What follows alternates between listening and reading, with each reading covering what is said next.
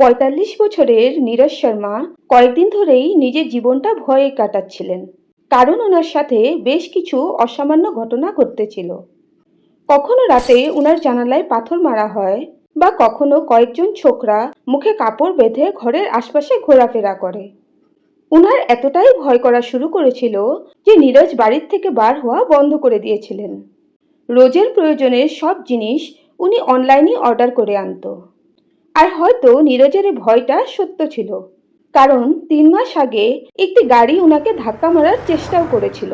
সেই দিন নীরজ কোনোমতে বেঁচে গেছিলেন, কিন্তু উনি এটা একবারের জন্য ভাবেনি যে যে মৃত্যুর হাত থেকে উনি একবার বেঁচে এসেছিলেন তা খুব শিগগিরই আবারও ফিরে আসবে। কিন্তু ঘটনা কেবল এখানেই থামে না। একদিন বাড়ির সিঁড়ির দিকে কিছু আওয়াজ পেয়ে নীরজ ছুটে যেয়ে দেখেন যে উনার বাড়ির সিঁড়ির উপর একটি নারিকেল লাল সুতো দিয়ে বাঁধা পড়ে আছে, আর তার আশপাশে সিঁদুর ছিটিয়ে রয়েছে। এর থেকে কয়েকদিন পর আবারও উনি নোটিস করেন যে সেই সিঁড়ির উপরে একটা কালো জাদু করার পুতুল পড়ে রয়েছে। শুধু এই নয়, একদিন তো নীরজ দেখেন যে উনার বাড়ির সিঁড়ির উপর উনারই কয়েকটা কাপড় দাউ দাউ করে জ্বলছে। এই প্রত্যেকটা ঘটনা নীরজকে আতঙ্কিত করে তুলেছিল, আর প্রমাণ হিসেবে উনি এই সব ঘটনাগুলো ভিডিও রেকর্ডিং করে নিজের ভাই রাকেশ শর্মাকে শেয়ার করে দিতেন। এখন প্রশ্ন হলো, এইসব ঘটনাগুলো করছিল কে, আর এই সবের পেছনে কারণটাই বা কি ছিল? যখনই পুরো ঘটনার সত্যটা আপনার সামনে আসবে, আপনার এটা বিশ্বাস করতে খুব অসুবিধে হবে। তো চলুন, দেরি না করে শুরু করা যাক। তার আগে আমি আপনাদের আমার এই ছোট্ট চ্যানেলটিকে সাবস্ক্রাইব করে পাশে থাকার অনুরোধ করব। আপনার সাপোর্ট আমার এই চ্যানেলটিকে গ্রো করতে অনেক সাহায্য করবে। তো চলুন শুরু করা যাক।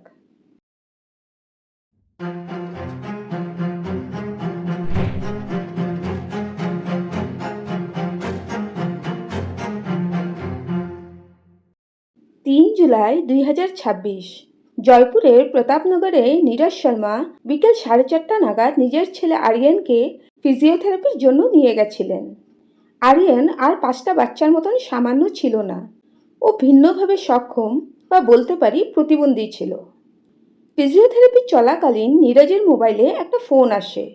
ফোন কলটাতে এমন কিছু বলা হয়েছিল যে নীরজ ফিজিওথেরাপি ক্লিনিক থেকে বার হয়ে রাস্তায় হাঁটতে হাঁটতে ফোনে কথা বলতে থাকেন।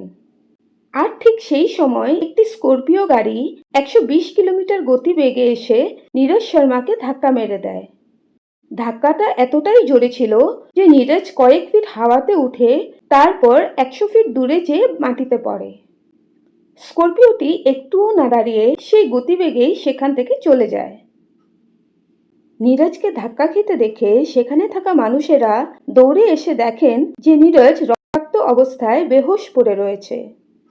তাদের মধ্যে কেউ অ্যাম্বুলেন্সকে ফোন করে, তো কেউ পুলিশকে। কিছু সময়ের ভেতরেই অ্যাম্বুলেন্স আর পুলিশ সেই স্থানে পৌঁছে যায়। নীরজকে তৎক্ষণাৎ হসপিটাল নিয়ে যাওয়া হয়, কিন্তু ততক্ষণে অনেক দেরি হয়ে গেছিল।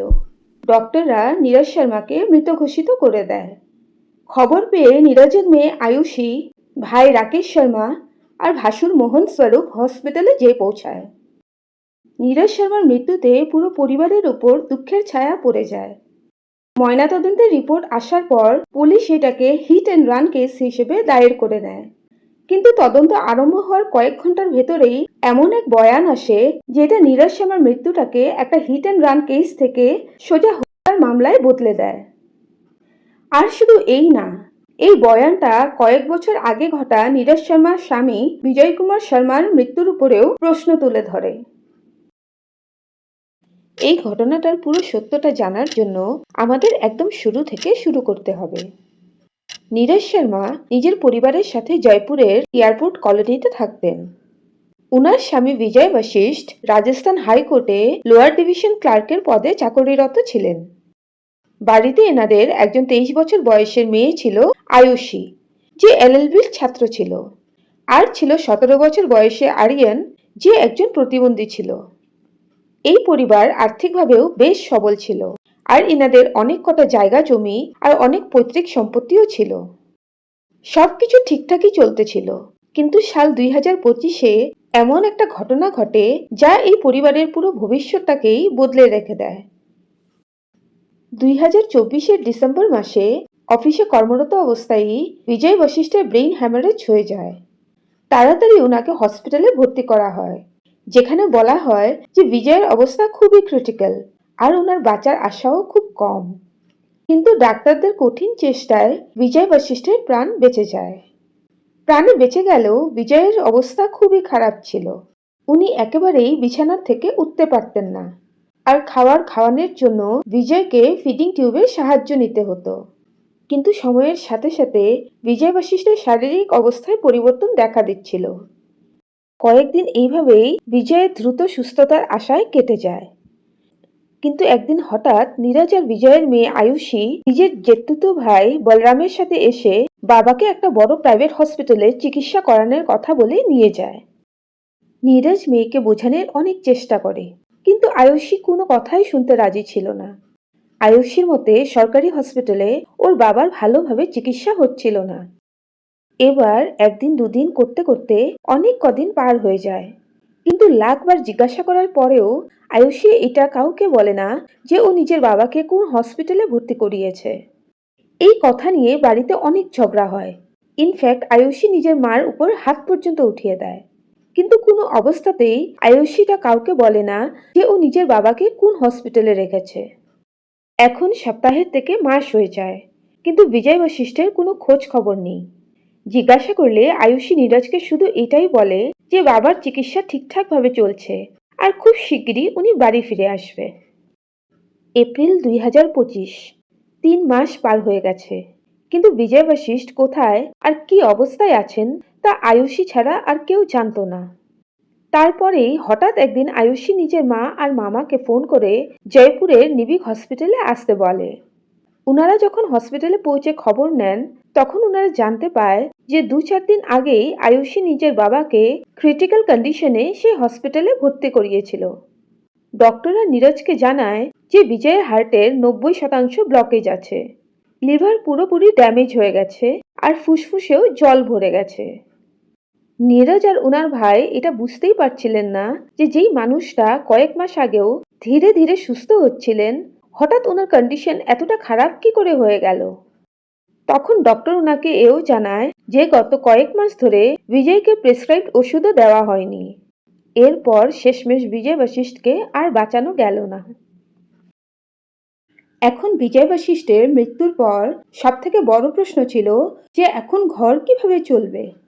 বিজয় যেহেতু সরকারি চাকরিতে কর্মরত ছিলেন, তাই কম্পেনশনেট গ্রাউন্ডে বিজয়ের পরিবারের কোনো একজন অ্যাডাল্টকে ওনার চাকরিটা দেওয়া যেতে পারে। এই চাকরিটার জন্য নীরজ আর আয়ুষী দুজনেই যোগ্য ছিল, কিন্তু আয়ুষী বাবার এই চাকরিটা নিজেই করার সিদ্ধান্ত নেয়। সেই সময় নীরজের ভাই রাকেশ শর্মা নীরজকে বোঝান যে আয়ুষী ল পড়ছে, তাই ও এর থেকেও ভালো চাকরি পেয়ে যাবে। কিন্তু ছেলে আরিয়ানকে দেখাশোনা করার জন্য নীরজের এই চাকরিটা করা খুবই প্রয়োজন। ভাইয়ের এই উপদেশটা নীরজের সঠিক মনে হয়, আর উনি নিজের স্বামী বিজয় বশিষ্ঠের চাকরিটার জন্য অ্যাপ্লাই করে দেয়। আর কিছুদিনের ভেতরেই রাজস্থান হাইকোর্টে নীরজ শর্মার চাকরিটা হয়ে যায়। নীরজের এই চাকরিতে জয়েন করাটা আয়ুষীর চোখে মায়ের ত্যাগ নয়, বরং ওর স্বপ্নের ধ্বংস বলে মনে হচ্ছিল। এখন থেকে আয়ুষীর মনে এক ভয়ঙ্কর প্ল্যান বাসা বাঁধতে শুরু করে। 24 বছর বয়সে যখন ওকে নিজের পড়াশুনোর দিকে মন দেওয়ার দরকার ছিল, সেই সময়ে আয়ুষী নিজের মাকে সম্পত্তি ভাগের জন্য প্রেশার দিতে থাকে। এই কথা নিয়ে মা মেয়ের মাঝে ঝগড়া হতে থাকে। ঝগড়া এতটাই বেড়ে যায় যে 2026-এর জানুয়ারি মাসে আয়ুষী সেই বাড়ি ছেড়ে ওদের পুরনো বাড়ি, যেটা টঙ্ক রোডে ছিল, সেখানে যেয়ে থাকতে শুরু করে। আর এটাই ছিল এই কাহিনীর সব থেকে বড় মোড়। যখন কোনো পরিবারের ভেতরে দূরত্ব বেড়ে যায়, সেই সময়টা ফায়দা নিতে শত্রুরা তৎপর থাকে। এই কেসেও একদম তেমনটাই হয়। আয়ুষীর মনে নিজের মায়ের প্রতি রাগ আর ঘৃণার সুযোগটা নেয় ওর জ্যাঠা মোহন স্বরূপ, যার বিজয়ের হাইওয়েতে থাকা একটা কোটি টাকার প্রপার্টির উপর নজর ছিল। টম রোডে আয়ুষী যেই বাড়িটাতে একা থাকতে গেছিল, তা ওর জেঠুর বাড়ির থেকে বাস একটুই দূরে ছিল। আর এখন আয়ুষীর জেঠুতো ভাই বলরাম আয়ুষীর সাথে থাকতে সেই বাড়িতেই শিফট হয়ে গেছিল। এখন থেকে আয়ুষীর আশেপাশে এই পরিবারের মানুষদেরই উঠা বসা ছিল। আর সব ধরনের আলোচনা নীরজ শর্মার দোষগুলোকেই হাইলাইট করত, যেগুলো শুনে আয়ুষীর মন নিজের মায়ের প্রতি আরো বিষিয়ে যেত। আর খুব চালাকিভাবে আয়ুষীর মনে এটা ঢুকিয়ে দেওয়া হয়েছিল যে যতক্ষণ নীরজ বেঁচে থাকবে ততক্ষণ না তো আয়ুষী ওর বাবার সরকারি চাকরিটা পাবে আর না সম্পত্তি। এখানে আমাদের একটা সাইকোলজিক্যাল ফ্যাক্ট বুঝতে হবে যে যখন কোনো মানুষের সামনে একটাই কথাকে বারবার বলা হয় তখন তার ব্রেন সেই কথাটাকেই সত্য মনে করে নেয়। আয়ুষী এখন পুরোপুরিভাবেই এটা বিশ্বাস করতে লেগেছিল যে ওর চাকরি আর প্রপার্টির রাস্তায় কেবল একজনই দাঁড়িয়েছিল, ওর মা। সেই জন্যই আয়ুষী ওর জ্যাঠা মোহন স্বরূপ আর তার দুই ছেলে মোহিত এবং বলরামের সাথে নিজের মাকে মারার পুরো ছক কষে ফেলে। মোহন স্বরূপ আর আয়ুষীর মধ্যে ডিল ফাইনাল হয়ে যায় যে নীরজকে হত্যা করার বদলে হাইওয়ের সামনে থাকা কোটি টাকার প্রপার্টিটা মোহন স্বরূপের নামে করে দেওয়া হবে। এরপর 1 মার্চ 2026-এ বলরাম নিজের কয়েকজন বন্ধুর সাথে রবীন্দ্রনগরে নীরজ শর্মার ঘরে যেয়ে পৌঁছায়। সেখানে যে বলরাম আর তার বন্ধুরা নীরজ আর আরিয়ানকে খুব মারধর করে। এই ঘটনাটার পর নীরজ প্রতাপনগর পুলিশ স্টেশনে একটা এফআইআরও করেন। কিন্তু আশ্চর্যের ব্যাপার হলো এই কমপ্লেনটার পরেও পুলিশ কোনো অ্যাকশন নেয় না। এরপর প্ল্যান করা হয় যে গাড়ি দিয়ে ধাক্কা দিয়ে নীরজ শর্মা খুন করা হবে, যেটা দেখতে একটা অ্যাক্সিডেন্ট বলেই মনে হবে। এই প্ল্যানটা কার্যকর করার দায়িত্ব মোহন স্বরূপ নিজেরই একজন আত্মীয় হেমন্ত শর্মাকে দেয়। হেমন্ত এই কাজটা সম্পন্ন করার জন্য আকাশ শর্মা, অরবিন্দ শর্মা আর রোহিত যাদব নামের শুটারদের হায়ার করে।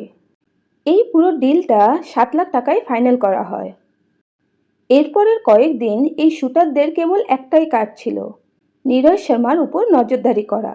উনি কখন অফিস যান, কখন বাড়ি ফিরেন আর কোন সময় একা থাকেন। আর সুযোগ পেতেই একটা থার গাড়ি দিয়ে নীরজকে মারার চেষ্টা করা হয়, কিন্তু সেই দিন নীরজ নিজের কপালের জোরে বেঁচে যান। এই ঘটনাটার পর নীরজ অনেক বেশি ভয় পেয়ে গেছিলেন। উনি খুব বেশি দরকার ছাড়া বাড়ি থেকে বারও হতেন না, আর এই ব্যাপারে নিজের ভাইয়ের সাথেও আলোচনা করেছিলেন। এখন মোহন স্বরূপরা বুঝে গেছিল যে ওদের প্ল্যানটা ততক্ষণ সফল হবে না যতক্ষণ না নীরজ বাড়ি থেকে বার হয়। এটা বুঝে আয়ুষী আরও একটা চাল চলা শুরু করে দিয়েছিল। কখনো নীরজের বাড়ির জানলায় পাথর মারে বা কখনো কালো জাদু করার জিনিস বাড়ির সিঁড়িতে রেখে আসে, যাতে ওর মা ভয় পেয়ে বাড়ি থেকে বেরিয়ে আসে। নীরজ বুঝে গেছিলেন যে উনাকে আর উনার ছেলেকে সমানে টার্গেট করা হচ্ছিল। সেই জন্যই উনি বাড়ির চারিদিকে লোহার গ্রিল আর সিসিটিভি ক্যামেরা লাগিয়ে নিয়েছিলেন। একজন মা যতই কষ্টে থাক কিন্তু নিজের সন্তানের জন্য সব করতে পারে, আর ঠিক সেই কারণেই নীরজকে ঘর থেকে বার হতে হয়। আসলে আরিয়ানের অবস্থার জন্য ওকে মাসে কয়েকবার ফিজিওথেরাপির জন্য নিয়ে যেতে হয়, আর নীরজের এই রুটিনটার ভিত্তিতেই উনাকে একটা ফুল প্রুফ প্ল্যান তৈরি করে নেওয়া হয়। বলরাম 35,000 টাকা দিয়ে একটা স্করপিও গাড়ি ভাড়া করে। তারপর 3 জুলাইয়ের বিকেলে যখন নীরজ নিজের ছেলে আরিয়ানকে নিয়ে ফিজিওথেরাপি ক্লিনিকে যান, ঠিক সেই সময় আয়ুষী নিজের মাকে ফোন করে বাড়ি আসতে বলে, কারণ ওর কিছু জরুরি কথা বলার ছিল। নীরজ তো ছিল একজন মা, তাই উনি মেয়ের এই ছলটা বুঝতে পারেন না আর আয়ুষীর সাথে দেখা করতেই বেরিয়ে পড়ে। ওদিকে মোহিত শর্মা নীরজের লোকেশনটা শুটারদের সাথে শেয়ার করে দেয়। রোহিত যাদব বাইকে করে ওনার পিছা করছিল, আর আকাশ আর অরবিন্দ স্করপিওতে অপেক্ষা করছিল। সিগন্যাল পেতেই আকাশ শর্মা 120 কিলোমিটার গতিবেগে স্করপিওটা চালিয়ে এসে নীরজকে জোরে ধাক্কা মেরে দেয়। আর এর পরের ঘটনাটা আপনাদের আমি শুরুতেই বলেছিলাম। এরপর আয়ুষীর মামা রাকেশ শর্মার বয়ান আসার পর পুরো কেসটার খুলাসা হয়। উনি পুলিশদের এও জানায় যে আয়ুষীর বেশ কয়েকদিন ধরে নিজের জেঠতুতো ভাই বলরামের সাথে অ্যাফেয়ারও চলতেছিল। সাথে উনি এও দাবি করেন যে আয়ুষীর বাবা বিজয় বশিষ্ঠের মৃত্যুর পেছনেও ওরই হাত ছিল, কারণ আয়ুষী একবার ওর মাকে বলেছিল যে যেইভাবে আমি ফিডিং টিউব সরিয়ে বাবাকে মেরেছিলাম ঠিক তেমনভাবেই তোমাকেও মেরে ফেলবো। 8 জুলাই 2026-এ আয়ুষী শর্মা সহ এই অপরাধের সাথে যুক্ত সব অপরাধীদের অ্যারেস্ট করা হয়, কিন্তু বলরাম এখনও পলাতক রয়েছে। এমন জঘন্য অপরাধ করার পরেও আয়ুষীর মুখে কোনো ধরনের অপরাধবোধের চিহ্ন পর্যন্ত নেই। এই কেসটা বর্তমানে কোর্টে চলমান রয়েছে, আশা করব নীরজ শর্মা শিগগিরই ন্যায় পেয়ে যান। এই কেসটাতে সবথেকে বেশি যদি ক্ষতি হয়েছে সেটা হয়েছে আরিয়ানের, যার একমাত্র ভরসা ছিল ওর মা। তো এই ছিল এই কেসটার পুরো সত্য, যা মা মেয়ের সুন্দর সম্পর্ককেও কলঙ্কিত করে রেখে দিয়েছে। আজ এ পর্যন্তই। আবারও দেখা হবে এমনই কোনো ঘটনা নিয়ে। ততক্ষণ ভালো থাকুন, সুস্থ থাকুন। ধন্যবাদ।